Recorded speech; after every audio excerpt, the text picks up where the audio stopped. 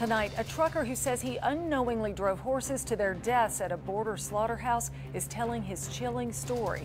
It's a story you'll see only on 4. All week, Channel 4 has been investigating Three Angels farms in Lebanon. One of their trucks overturned in the interstate in Williamson County on Monday night, killing 3 horses. Our Nancy Amons found a former driver who says he had no idea what he was getting into. That's what he says, and we have agreed not to use his. The driver we'll call Bob says he was tricked into the slaughter delivery and experienced a lot of cruelty along the way. It just made me sick to know that them horses went down to Texas, and I drove for him down to Texas, and they went to that to be slaughtered for their meat. Bob drives trucks for a living. In 2010, he was referred to Three Angels Farms in Lebanon, where he says he was told he would be hauling a load of cattle to Texas.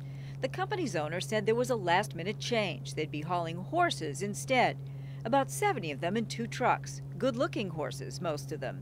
The black mare, she was really pretty and real healthy. The whole time down there, she kept kicking the trailer. When they got to the holding pen near the Mexican border, Bob was in for a shock. He says the offloaded horses were shot full of steroids. I asked him why they were shooting them horses with steroids, and he told me that what it does is it beefs them up so they can get more at the slaughterhouse for them.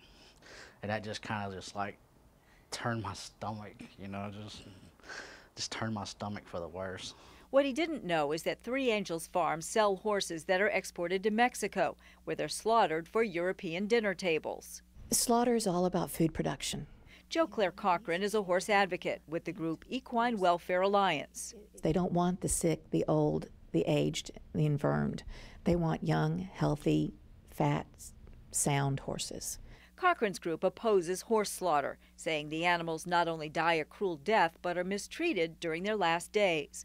Bob says during the trip he drove for Three Angels in 2010, he saw the owner, Dorian Ayache, beat the horses with fiberglass rods and cram them into a double-decker trailer for the 11-hour trip.